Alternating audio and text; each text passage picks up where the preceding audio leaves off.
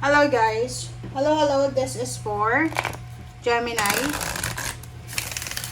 Gemini, welcome dito sa aking channel. Kapalaran 888. Welcome.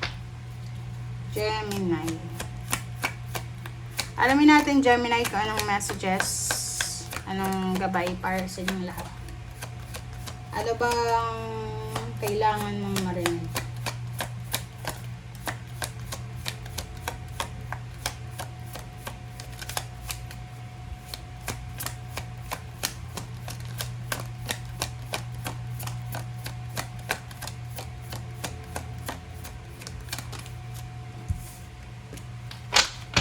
Okay, Gemini. Limitless, extraordinary. Limitless, extraordinary. So, sa nakikita ko sa'yo dito, Gemini, ihanda mo yung sarili mo ha, kasi limitless and extraordinary itong darating sa'yo, unexpected na darating sa'yo. Unang-una, makakatanggap ka ng mga milagro galing sa divine na pwedeng galing ito sa ibang tao or galing ito mismo sa'yo. Yung like for example, may mga taong papasok sa buhay mo, lalapit sa'yo or lalapitan ka na miraculously makakatulong sa'yo. Na pwedeng magbago yung takbo ng buhay mo. It's because of certain person na ganyan. Okay, pangalawa, extraordinary. So, isang extraordinary and parang limitless miracles ang darating na to. So, since milagro siya, wala namang sinasabi sa baraha kung ano ito. So, congratulations sa inyong lahat guys. Okay? Deserve nyo ito, Gemini. Kumbaga, hindi natin sigurado kung ano yan. But deserve nyo yan.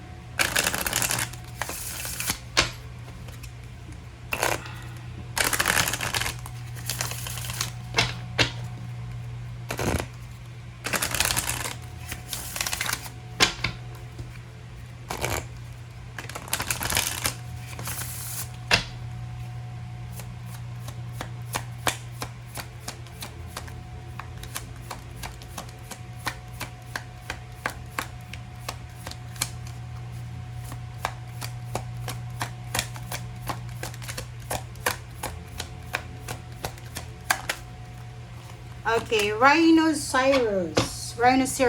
Be strong and courageous, Gemini. Yun, sa ngayon, Gemini, kung halimbawa na pakaramdam mo, ang tagal naman yan, kailan ba yung limitless miracles na yan darating? Sabi dito sa'yo ng Rhino, na magpakatatag ka daw. Magpakatatag, maging strong, and then, be courageous sa kung ano man yan na hinihintay mo. Alright.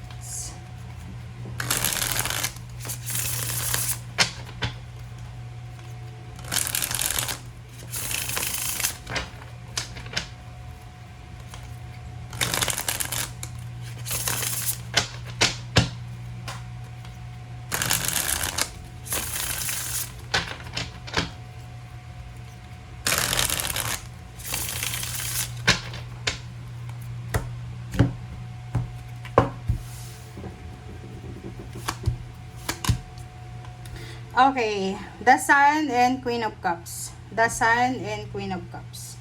So, dito sa The Sun and Queen of Cups, sinasabi ng baraha sa'yo na Gemini, kung ano man itong darating na milagro sa buhay mo, ito ay magdadala sa'yo ng sobra-sobrang kaligayahan, contentment, happiness talaga to. So, sobra-sobrang happiness and contentment. Lalo sa relationship, sa family, or sa trabaho, or sa kung saan pa man, Gemini. Basta magiging sobrang masaya ka. Magiging sobrang grateful and thankful ka because of the limitless blessings na darating sa'yo. Okay, next is, nakikita ko sa'yo dito na kung may mga grudges and resentments kayo, may mga bumabalik na pain and heartaches, hanapin nyo yung kapatawaran dyan. Hanapin nyo yung, kumbaga, healing. Kasi kailangan mo ng healing eh. Okay? Lovers and the Page of Swords. So, nakikita ko sa'yo dito, maybe this is about your love life. May mga like yung mga Gemini na nasa ibang bansa o OFW ka, siguro yung asawa mo, yung girlfriend mo, boyfriend mo na naiwan, or pwedeng ikaw yung sa Pilipinas ka, nakikita mo sa mga social media na parang nagsiselos ka. So, yun ang nakikita ko sa'yo dito na medyo magiging sobrang sensitive ka, magiging sobrang siloso ka, silosa. Lalo na sa mga nasa long distance relationship.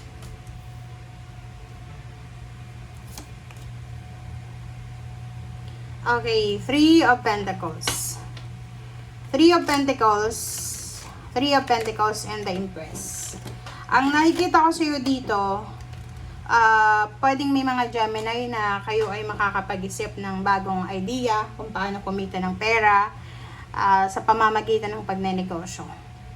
So, posibleng magdedesisyon ka na pag-aralan etong negosyo na gusto mo. Pwedeng online, pwedeng physical store.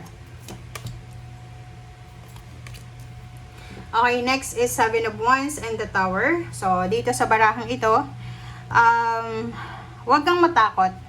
Kasi may nakikita ko ditong Gemini, malaki yung potential mo eh. Marami kang alam, magaling ka, patalino ka, magaling kang makisama, basta magaling ka sa craft mo. Ang problema dito, natatakot ka. Parang natatakot kang i-showcase kung ano yung kaalaman mo sa mundo. So, nandito yung Seven of Wands. Ang Seven of Wands, sinasabi sa'yo na kailangan mong ipaglaban. Kumbaga, show it. Okay, ipakita mo sa mundo na eto ako si Gemini. Silensyo lang, pero marami akong alam. Parang ganon. Emperor and King of Wands. There's a promotion doon sa mga Gemini. Lalo kung nasa edad, 40 plus, 50 plus. Nakikita ko sa inyo, there's a promotion. You will be promoted.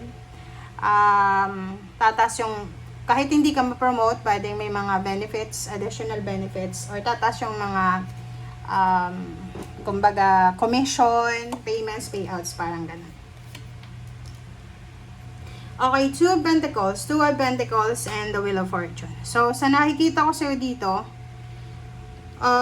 yung kaperahan mo, sa usaping pera to ha, so kung may mga financial issues kayo ngayon, sinasabi ng barahan na there's a potential na changes. Okay? May magbabago sa pananalapi niyo. Another is, isang desisyon ang posibleng gawin mo, Gemini. Ngayon, after mong makarinig ng readings ko, isang importanteng desisyon ang gagawin mo na posibleng ito ay magdadala sa'yo ng karangyaan. Kung negosyo yan, guys, wag mo i-underestimate yung kakayahan mo kasi posibleng malaking pera yung darating sa'yo, hindi ngayon or pwedeng sa mga susunod na taon. Sa love life din or sa family life, huwag mong i-underestimate kung anong magagawa mo. Kasi you have a potential eh. You have a potential. Okay? So, thank you guys. Bye!